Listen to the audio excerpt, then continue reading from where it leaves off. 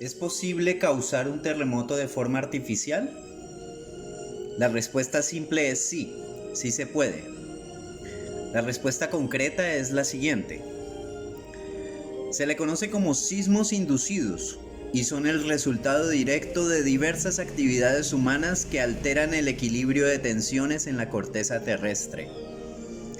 Las siguientes son las posibles causas documentadas: el fracking, la geotermia, los grandes embalses, la minería y las explosiones nucleares subterráneas. El fracking o fracturación hidráulica genera microsismos. El mayor peligro viene de la inyección de aguas residuales a gran profundidad que ha aumentado drásticamente la sismicidad en zonas, por ejemplo, en Estados Unidos, Oklahoma, donde se ha relacionado con terremotos de magnitud 5.7. Proyectos de geotermia como el de Basilea en Suiza fueron suspendidos tras inducir sismos sentidos por la población. En cuanto a los grandes embalses, el peso del agua almacenada puede activar las fallas geológicas.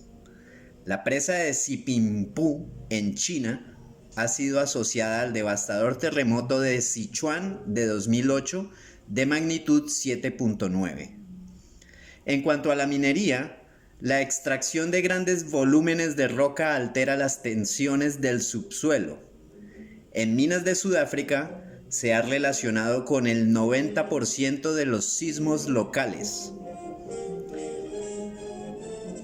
En cuanto a la parte más importante de este tema, las explosiones nucleares subterráneas, la prueba nuclear de Caniquín en Estados Unidos en 1971 generó ondas equivalentes a un terremoto de magnitud 6.9. Otro ejemplo es Corea del Norte, quien también ha registrado terremotos de magnitud de más de 6 relacionados con pruebas nucleares. Aquí vienen las coincidencias y, por ende, la doctrina de shock. Caso Venezuela. El 3 de enero de 2026 Estados Unidos secuestró a Nicolás Maduro y a su esposa, y desde esa época en Venezuela comenzó un régimen arrodillado a los intereses de Estados Unidos y de Israel.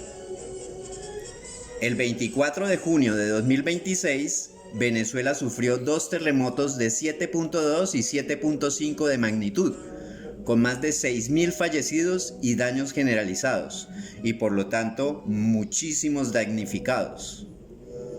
Caso Perú. El 7 de junio de 2026 se realizó la segunda vuelta presidencial en Perú. Días después se anunció que la supuesta ganadora de las elecciones fue Keiko Fujimori, una ultraconservadora, hija del condenado expresidente asesino Alberto Fujimori. De esta manera, Perú entra en un nuevo régimen arrodillado a los intereses de Estados Unidos y de Israel. El 18 de julio de 2026 ocurre un terremoto de magnitud 7, con 7 fallecidos, más de 150 heridos y miles de damnificados. Caso Colombia. El 7 de agosto de 2026 asumió de forma ilegítima, con perfidia, con trampas electorales, el señor Abelardo de la Espriella, la presidencia. De esta manera, Colombia entra en un nuevo régimen arrodillado a los intereses de Estados Unidos y de Israel.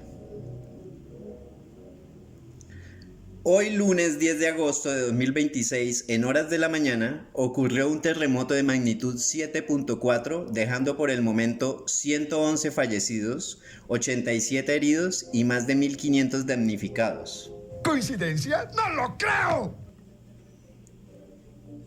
La doctrina de shock es un concepto desarrollado en el libro homónimo de 2007 por la periodista canadiense Naomi Klein, que explica cómo un gobierno y el capitalismo pueden aprovechar desastres o crear grandes problemas para generar conmoción, angustia, incertidumbre, terror, desesperación, con el fin de brindar después la solución e implementar políticas que la población no aceptaría de otra manera si no hubiera sido por el desastre o el problema. El mejor ejemplo colombiano es el del Centro Democrático y los grupos armados. En plena campaña de elecciones, cuando hay elecciones, los grupos armados realizan masacres o atentados terroristas.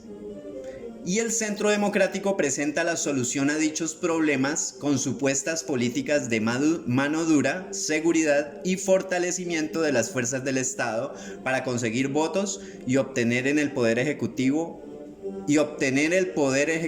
o legislativo. Otros ejemplos. Algunas de las perturbaciones, como la Guerra de las Malvinas, el 11 de septiembre, el tsunami de 2004 en Indonesia o la crisis del huracán Katrina, pudieron haber sido aprovechadas con la intención de forzar la aprobación de una serie de reformas en esos países.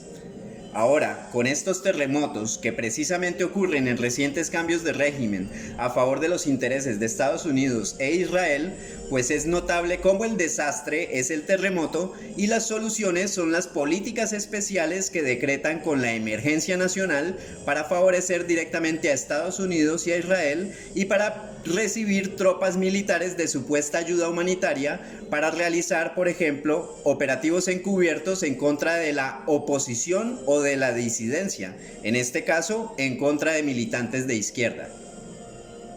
Así que es bastante posible que Estados Unidos e Israel ocasionen más terremotos y réplicas en otros países para favorecerse a sí mismos y pretender destripar a la izquierda del mundo.